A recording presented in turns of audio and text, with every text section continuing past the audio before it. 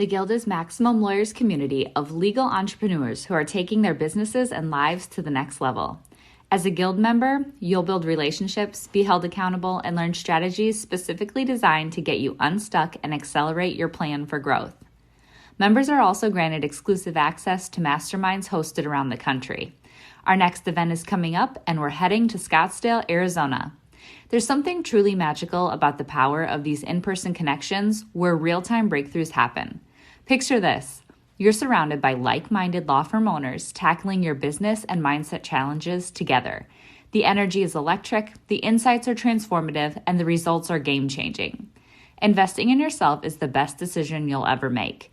The knowledge, strategies, and breakthroughs you'll gain are priceless assets that will supercharge your practice and propel you forward. Join the Guild and secure your ticket to Scottsdale at the best possible price by visiting maxlawevents.com. Hey, this is Tommy Breedlove, the Wall Street Journal and USA Today best-selling author of the book Legendary and founder of the Legendary Life Movement. And you are listening to the Maximum Lawyer Podcast. Run your law firm the right way. This is the Maximum Lawyer Podcast. Your hosts, Jim Hacking and Tyson Mutrux. Let's partner up and maximize your firm. Welcome to the show.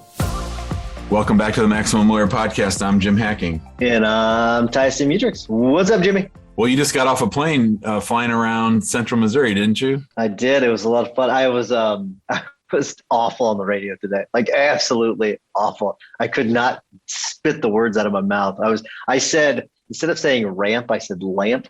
It was just a rough one, but flying was great. I had great landings this morning, and it was, got to do some night flying, which was awesome. Got to fly through some clouds. It was a lot of fun, but yeah, radio was not my forte this morning. So I'm a little worried about this podcast because I just could not get it right. So hopefully I've worked out all the kinks this morning.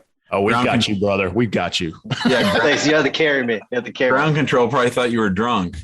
Oh man, at the end I said, I was like, rough morning. Have a great day, and he kind of chuckled. So it was just a rough morning. We all have those days. It's fine. All right. Well, let me go ahead and introduce our guest. His name, as he mentioned at the top of the show, is Tommy Breedlove. He is a best-selling author, both in the Wall Street Journal and USA Today. His book is called Legendary. And he's the founder of the Legendary Life Movement, which is a movement that empowers driven people to be total pros in leadership, business, mindset, and their relationships. Tommy, welcome to the show. Thank you, gentlemen. Excited to be here. Excited to talk to a bunch of lawyers. Lawyers have been good for me over the years between their stress, overwhelmness, the pressures they face. Between doctors and lawyers, man, I'm very grateful for all of you. I'm happy to be here. I bet. So, Tommy, tell us about your journey and how you got to where you are today, sitting in this chair talking to us. Totally, man. I'll do it real quick since it's a quick show. I spent 20 plus years in financial services, public accounting, mergers and acquisitions, very similar, billing by the hour, very similar to the legal business. Grew up at Deloitte, was recruited out of there to some mid-market firms, big German firms, ran an international practice. But at 36 years old, there I was, junior partner, had all the shiny bells and whistles, suit, cufflinks, watch, you name it, man. Corner office, looking down on downtown Atlanta. I thought I had it all. I couldn't figure out why I was so outside. I looked, tough guy, funny guy, important guy, arrogant guy. I looked like I had it all, the life of the party guy at the bar. But inside, I was still scared, alone, worried, fearful, and I couldn't figure out why, man. And when the money, the power, and the respect and all the shiny things didn't fill me up, man, I turned to the dark side and basically the Wolf of Wall Street lifestyle for a couple of years. And at 36 years old, found myself in a ditch, literally looking up at the blue sky in downtown Atlanta, probably doing some multi-million-dollar M&A deal the week before. And like, how did I get here and why am I this way? So at that point, I started to turn my life around, and I'm invested in my mental game, my emotional game, my relationship game, my spiritual game, and my physical game.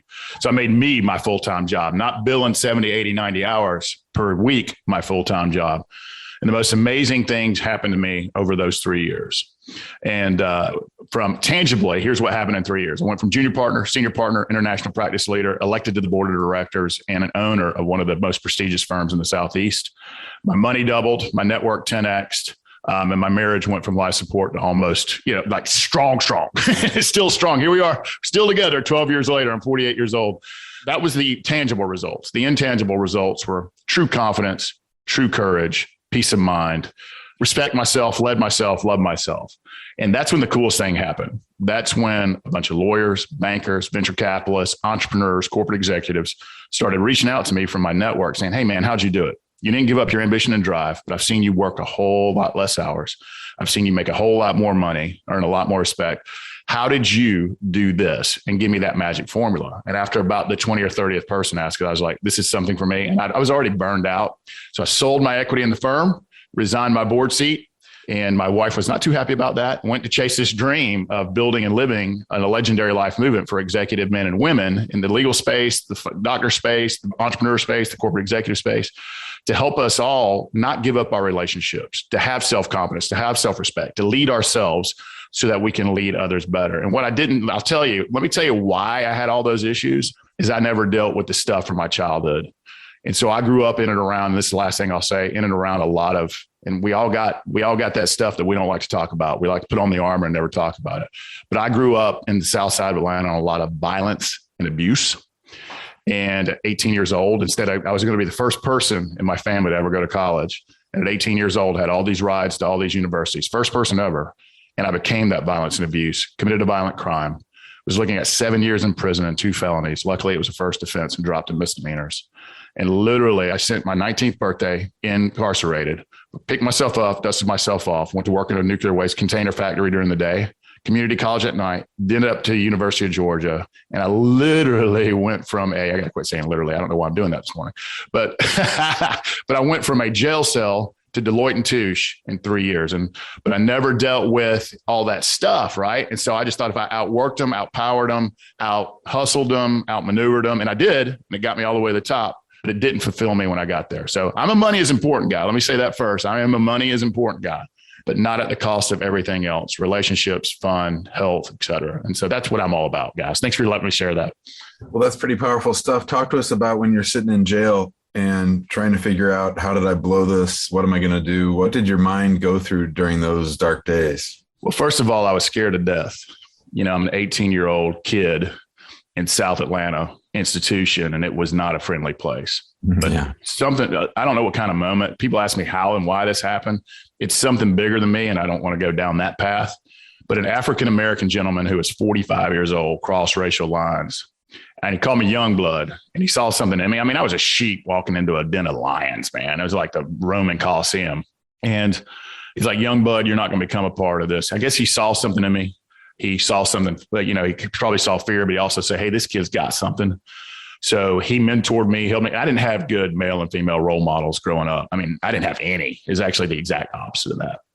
And so for him to cross racial boundaries, to hold me accountable, said, you're not coming back here. I don't care what you got to do. You got to get rid of all those people in your life. That's why I went to work in that factory during the day and community college at night. But through his help and guidance, it was fear, it was worry. And when I got out, even when I was working in that factory at $6 an hour doing brutal work, I knew I didn't want to go back to that neighborhood and live that life. And I knew I never wanted to go back to one of those institutions ever again. And so that was motivation enough. But I never worked on my mind game and my heart game to build that self-respect, self-confidence, self-love, and courage. And that didn't come till later on in life. But I just knew if I worked hard and kept my nose clean until 36, I would be good. So Tommy, that life, I'm guessing, tries to drag you back in at times. And I'm sure it has over so many years. So how do you prevent from falling back into that old life? Yeah, it's interesting. I have this, and these aren't my words, is success and money, power and respect, which is what most ambitious driven people want. Success, power, money, and respect. If you live with self-confidence, self-respect, self-courage, self-love, lead yourself first that you can lead others, all of that will magnify that 10x. But if you are eat up in worry, judgment, fear, you have all these deep, dark desires or these insecurities, when we cover those up with so many masks and armors, it will magnify that. And that's what happened to me is I just thought the money, the power, success would light me up. And yes. So what the whole point of that is darkness surrounds itself with darkness. Pain surrounds itself with pain. It doesn't matter if you're a lawyer, a venture capitalist, a successful entrepreneur, or a corporate executive.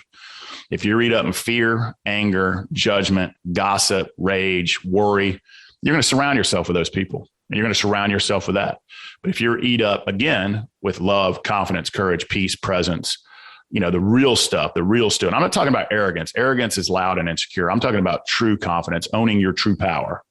being who you are and not really giving two flying flips what that other person thinks of you because you're standing in your integrity and your power. I've seen a shift in me. I wish I could touch lawyers and entrepreneurs and doctors. And it's like, if you do these things, I promise you, you will get on the right side of this equation. But a lot of us have to sink before we swim. And so not all of us, thank goodness, not all of us, but all of that stuff that we crave is just a magnifying glass for who we are inside.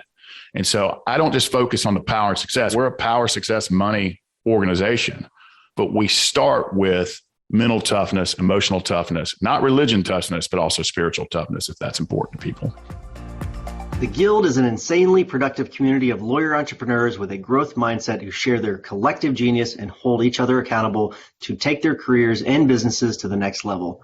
But in 2021, we are upping the game. In addition to exclusive access to the group, FaceTime with the two of us, discounted pricing for live events, and front seat exposure to live recording and podcasts and video, we are mapping out for members the exact growth playbook with our new program, Maximum Lawyer in Minimum Time. As a Guild member, you'll build relationships and experience content specifically designed to complement your plan for growth. For a limited time only, the Maximum Lawyer in Minimum Time program will be offered for free to all new Guild members. Join us by going to maxlawguild.com. You're listening to the Maximum Lawyer podcast. We're talking to Tommy Breedlove today. He's the author of the book, Legendary.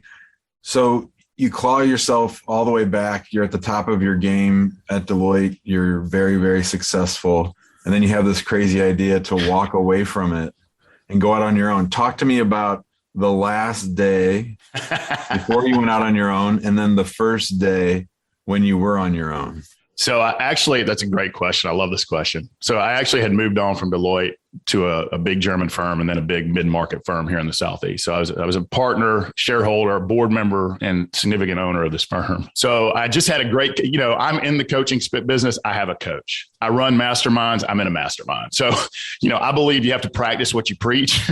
So I'd had this unbelievable coaching session with, I'll call her Saint Nancy. Her name's Nancy Vito. And I'm in my Jeep driving to the firm, got my suit on. I call my wife and it's Valentine's Day. I'd forgotten it was Valentine's Day. I was like, I'm going to walk away today. I'm going to sell my equity. And she's like, wait, what? I was like, no, I'm walking away today. And I walk in the firm and, I was on the board and a senior partner, but, I was 39 and most of the people on that board were in their 60s. And so I walk in and one of my mentors and fellow senior partners and board members, he cleared his calendar for the day and tried to talk me out of it for that whole day. Over the weekend, I got all these emails telling me I was an idiot. You're 39. You're going to be the highest earning partner in the history of this firm. You're one of the youngest people ever in this firm. So they were jangling that carrot. But I knew deep down inside, I was going to become the cancer. I didn't love it anymore. They didn't have a check that would light me up. And I knew if I didn't get in the arena, I would live with all these regrets. Yes, I'd make a boatload of money, but I knew I'd be doing it at my integrity and at my soul level. So I walked away. Now, it took me about 4 or 5 months because I had to sell equity, transfer clients, did network, blah, blah, blah. It took me a long time. So it wasn't like I had a Jerry Maguire moment, took my goldfish because there was legal matters to it. So first day, you have this, I don't know if I can say that. I'll say, oh, hell moment. I'll say that because I think we can say that. I'll say that, oh, hell moment. And had these visions of me living under a bridge. 65% of my household income went out the door like that. My wife, luckily, is successful in her own right. But what I loved about it is so many people in my network walked away because they thought I was crazy. But the people that stayed and what my network looks like now, I stayed the course. I stood there with confidence and courage, and I just started building, and I just started building, and I just started building. And we failed, and we keep building, and we fail, and we keep building. And from money to success to happiness to fulfillment and making true impact on this world, what we were doing back then and what we're doing now, there's no comparison on any level. But we get stuck in, and I'm not telling, if you're a lawyer listening to this, I'm not telling you to go have a Jerry Maguire moment and walk away from your firm or sell your practice or, go fire your partners and all that stuff. I'm just telling you, if you have these dreams and desires, if you look back, you will look back with regrets. Some people I know really like that world. I've still got a lot of friends in the financial, legal, banking, M&A, VC world. But for me, when I look back, but now we're 10 years into this thing now. And so looking back from fulfillment to impact to money, success, fun, and truly getting up every day and want to seize the day, it's night and day. But if I would tell you I wasn't full of fear, like I'm going to live under a bridge, I canceled my cable and sold my wife's car. Not my car, my wife's car. her Audi. And she's like, I have a job, right? I can pay for my own car. You got to go sell your car. So, I mean, there was crazy stuff that I did. Cut cable. Who does that? Anyway, so yeah, there were some moments of, hell, what did I just do? And the network thought I was crazy because you only know what you know. And we get sucked into that world and we become married to what we do as opposed to married to who we are. And I think that's important to recognize. And I knew there was moments. And man, I was almost unfireable at the firm. Of course, you can get let go if you do something crazy. But I remember walking off that elevator and feeling it in my chest and shoulders. And I knew when I couldn't sell it or recruit for it anymore, I was like, I'm doing them and me a favor. And they couldn't hear that. I even told them that. And because I was a big revenue generator for them. And I just had to walk away, man. I've never been happier in my whole life. And I hope they're doing well. Seriously.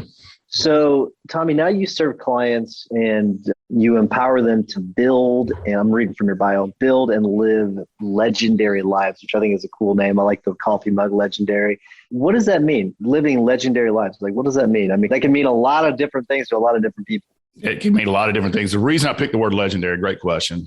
The reason I picked the word legendary is if I came on the show and said Tommy Breedlove is legendary, you guys would probably hang up the Zoom and laugh at me and your community and make a lot of jokes in your community, and you would be right. The reason I picked the word legendary is that's a word that's given to us by our community, our families, our friends, our networks, our clients, and we can be horrible legends or good legends. And so I like that it's given to us. We have to earn it. And we can earn it in the good ways or bad ways. And trust me, I was on one side of karma for 36 years, and I've been on the other side now for 12 years. So here's what living a legendary life means to me. A legendary life means living a life of purpose. And by the way, if you look up the stars and ask why I'm here, or at a fire and like, why am I here? And what does this all mean? You don't have purpose. So to me, it's living a life of impact, purpose, and significance. Here's an important one. It's being the master and conqueror of your time, not living a busy life. What kind of joke is that? You don't have any more 24 hours a day in all of us. It's being the master of your time. It's building a world-class network of friends and colleagues. It's mastering your mindset, which is a lifelong pursuit. It's emotional strength of courage and confidence. It's having true intimate relationships with your significant other, your family, your friends. And it's about living the good life. It's about living life in your power, on your terms, in your consciousness and your integrity, without compromising your ambition, drive, financial freedom. But at the end of the day, for me, a legendary life, like money's important. Again, it's a magnifying glass. I am in the money business. I am in the leadership, power, success business. But again, it's a magnifying glass. It will give you experiences. It will not buy you happiness. And for me, it's about owning your own power. And when you walk away from this earth, and it is preciously short, life is preciously short, that God willing, you've left these people, community, your organization better than you found it. And that when you're not there, somebody say, you know what, it has nothing to do with money or power. That dude, that gal lived a legendary life. You mentioned that you have worked with lawyers and non-lawyers. I'm wondering. A lot of lawyers. Thank you. You've made me quite successful. What lessons or traits have you noticed with the lawyers that you work with? I mean, a lot of the people that we talk to seem to be sort of stuck. They don't maybe rely on they don't trust themselves is one thing that I notice a lot. And a lot of them are sort of slow to change, but I'd love to hear your experience working with different kinds of lawyers. I think depending on whether they own their own firm or they're in a large firm, I have both. I think it's the pressure of the ghost of more and when. You know, when I get here, whether you're in a big organization or own your own, or when I have more of this, I will do these things, whether it's spend more time with my family. And by the way, the model is broken. The whole realization, utilization, I'm not going to get technical, but if you're listening to this, I have a feeling you know what I'm talking about. But the whole billable hour realization, utilization, and using humans as machines is broke. And so I think, you know, we're always raising the bar on ourselves. And which makes us ambitious and innovative, right? I don't care if you're in a big organization, small firm, mid firm, you own your own firm, you're a partner in whatever. I've seen it all. But I think we're always raising the bar for more money, more success, more impact. But the model's broken. But I think the pressures, the peer pressure, I think it's what we know. I think a lot of lawyers and doctors, and I'll throw some doctors in here too, they identify with what they do and not who they are. And they're going to prioritize that first. And I think that's a broken paradigm shift. And we rewire people. We rewire corporate executives and entrepreneurs too, because we say families first. Bullshit. We don't put our families first. We put our careers first. Let's stop lying. 100%. And it's okay to spend the majority of your time in your career. It's about quality over quantity, but we put our careers first, probably our network second, our friends and family third, and then ourselves last. That's completely backwards. We got to start with ourselves first, leading ourselves first, respecting ourselves first, building courage, confidence, boundaries, power in yourself, then concentrate on their friends, family, and network second. And if you do 1 and 2 right, if you lead yourself first and then lead your family, friends, and network second, your business, and I've seen it time and time again, will be more profitable, more sustained. You'll have better people. You'll have A players, and you won't feel the pressures because you're living life on your terms. And you can still make hundreds of millions of dollars. I've seen it, but you've got to put yourself first, family, friends, network second, business last. And that is almost impossible for a billable hour institution to do because they get their status, they get their identity. And what we do is work really, really, really hard on rewiring that. And then when they start seeing the shift and they start seeing what happens to them and their families and their lives and their businesses, that's when we know we're winning. So that's what I see. But it's not just lawyers. It's just us ambitious, driven types, men and women. We all suffer from it. Tommy, Jim and I see a lot of people that kind of get stuck in these ruts and they kind of get stuck in this lifestyle, kind of like what you were in, and they just can't get out of it. And they've got the golden handcuffs. They've got to support their families. They got to do all these things. And I was going to ask you about what your advice is on getting out of that rut. But then there's this part in the questionnaire that you filled out for us, and it's about participating in your own rescue. Are those two related in any way? And if not, explain to me. Okay. So that was going to be my closing remark when you asked me what is the tidbit you're going to give. So we'll do it twice, and I'll do it in 2 different ways. Here's the problem too. It doesn't, think about if we made $100, we're living a $120 lifestyle. If we're making $1 million, we're living a $1.2 million lifestyle. Not all of us, but hopefully if you're making $1 million, you're living an $800,000 lifestyle. But so many of us want to keep up with the Joneses. It's a status game and it's a zero-sum game. And so you feel the financial pressures, you feel the private school pressures, you feel the pressures of living a certain lifestyle, looking a certain way, and, hopefully attracting those clients. So it's a status game and it's a zero sum, and you can't win that game because there's always a bigger boat. There's always somebody with more, and you're comparing yourself with that. But if you're in a rut, you can't drink yourself out of it. You can't have sex. You can't do all the things that we turn to. Drugs, alcohol, sex, binging on Netflix, what garbage, 24 hours, whatever your thing is. And we all have our things. That's not going to get you out of it. And so you got to look in the mirror. If you're unhappy, your relationship's on turmoil, you're not fulfilled, you feel like you're lost, you feel like your life's out of control, you're loaded with stress, worry, depression, anger, rage. And by the way, that's being put into your eyes and ears 24 hours a day on news and in the social. It's poison. First of all, turn that crap off. That'll help you immediately. Second is go find the nearest mirror. And I mean this with all due love. That is your problem and your solution. That's your problem and your solution. So what will you choose? Because the only power you have is choice. And by the way, lawyers, I love you. You think you're in control? You have no control except for your choices. Go find the nearest mirror. That is both the problem and the solution. And what will you choose to remove from your life today? Is it a negative person? Is it binging on Netflix? Is it too much news? Is it too much social? Is it just negative? What is it? Is it drinking 2 beers as opposed to 12? What are you going to do to remove something negative in your life?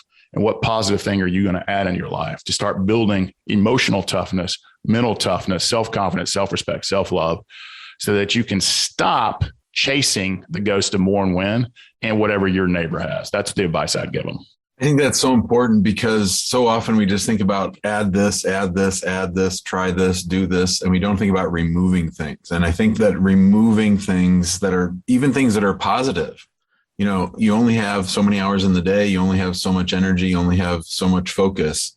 And so I really think that we lose track of the strength of removing things. Let me say this too. You're 100% right. The quick fix is to remove one negative, a person, a habit, a thing. And the long-term muscle building, your emotional muscles, your mental muscles, your spirit muscles, your physical muscles, is going to the gym, the mental gym, the emotional gym, the spiritual gym.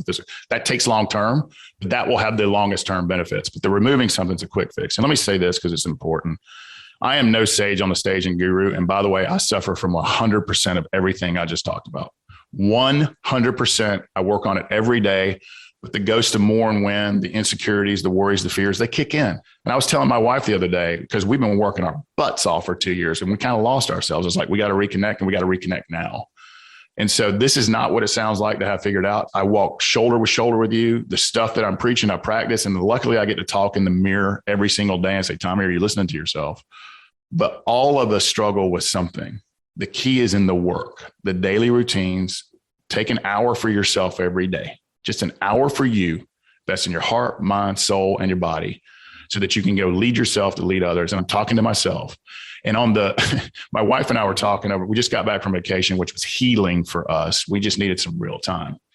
And I told her, on this pursuit of freedom and simplification, we have a really complicated life. I'm like, we're on this pursuit of simplification, but we have all of these businesses and real estate, and we got a hotel now and all these people and staff. And I'm like, our life is really complicated and we're trying to live to simply and free. But we have made those choices, but we have doubled down ourselves and communicated. So I just want everybody to know, whatever you're dealing with, stress, overwhelmment, fear, worry, relationship issues, the key is you're not alone. If you're dealing with it, 1 million people are dealing with it. I've dealt with all of it. I still deal with all of it, but I work on it every day to be the best me I can be. And more days than not, 8 out of 10 days I win. So I just wanted to say that, so I don't sound like some guru. I'm talking to myself as much as I'm talking to y'all. And y'all's a very technical term we use down here in Georgia. Very familiar. My wife is from Louisiana, so I'm very familiar with y'all. It's a whole different language there, right, brother. That's a different language. Definitely. Well, they're from northern Louisiana, so it's not quite as bad. But we do need to wrap things up. We want to be respectful of your time. Before we do, I want to remind everyone to join us in the big Facebook group. We've got over, I think, 5,300 members now, I think is what we're up to. Join us there. If you want a more high-level conversation, join us in the Guild, maxlawguild.com. Remember to get your tickets to MaxLawCon 2022. Go to maxlawcon2022.com. Jimmy, what's your hack of the week? So our good friend Brian Mittman, friend of the show, member of the Guild, recommended a book to me because he knows that we were talking in our firm about compensation and sort of compensation structures. And it's by Vern Harnish, who wrote your favorite Scaling Up. And it's called Scaling Up Compensation. It's really good. It's a short read. It's only on the Kindle. But there's sort of 5 main approaches that he has in there. And one of them that I really liked was to make your pay structure unique. And, we spend so much time trying to make unique marketing, unique practice processes and so forth. But the idea of developing a compensation that helps deliver the outcomes that you want, it's a really great book, good read, and I highly recommend it. You could also get it on Apple, by the way, in case you want to. It does not appear that there is an audiobook, but you can actually read, old-fashioned way and actually read it. So I'm curious, do you know, because in the actual book Scaling Up, he talks about how not everybody's worth the same. Some people are worth more than others, so don't be afraid to pay them more. Does he talk about that in the book? Definitely, and not only just roles being, different roles provide different values, but also within the same kind of a role that you're right, that some people are A+ and some people are C's. So like it, because I do think that there's this tendency to wonder, oh, everyone at this level gets paid the same amount. No, it's bullshit. They're not making the same amount of money. So, and Amen. I can drop the S word. Since Tommy already dropped one, I can drop one too. So, Amen. But Tommy, you're up next. What I already kind of ruined it for you. I'm sorry about that. But what is your tip or hack of the week? So I would say, since we've already used participate in your own rescue, I would ask everybody on this call, do you want to live your life or that story you tell yourself in your brain? Because we're all telling ourselves a story and most of it's not true. And it's been wired into us. But what I'm telling you is you can rewire your heart and mind and tell yourself a different story and write the ending to your story. So I'll say that. The other hack I would give you, which is on Audible, is to read Legendary. If you don't want to read it, I'll read it to you if you don't mind my Southern accent. So I'll say read that book because I got to do that, brother. Very good. And actually, this is the point where I do need to ask you. I usually do it earlier, but how do people get in touch with you? How do they get the book? If they want to reach out to you, how do they reach out to you? All that. Yeah, absolutely. And we'll give this link to you guys. If you want to check out the book or you want to check out one of our retreats, we run executive and entrepreneur retreats, a lot of lawyers, a lot of doctors, a lot of entrepreneurs. So we have retreats coming up. We have a mastermind coming up, conferences, you name it. And it's all about ambitious driven people getting together and have authentic conversations. We will give you this link. But if you go to Legendary Life Mastermind /Maximum Lawyer, It's all there. We got a lot of free goodies for you. We put out a legendary minute that takes less than 30 seconds a day to read. So check out the book, or you can email me directly. I have 3 or 4 people checking that at Tommy@TommyBreedlove.com. Any of those things. But if you want a taste of who we are, what we do, and why we do what we do, and I have a feeling the people on this call will relate to the story at the beginning and then the tools behind it, just check out the book. It's everywhere. Bookstores, airports, Audible, electronic. Go check out the book. That's a good way to dip your toes. But again, we'll give you a link, legendarylifemastermind.com/maximum lawyer. We'll get that to you guys. So, Jim, Tommy just one-upped us. He two-upped us because we have one person each checking our email. He has 3 people checking his email, that's pretty impressive.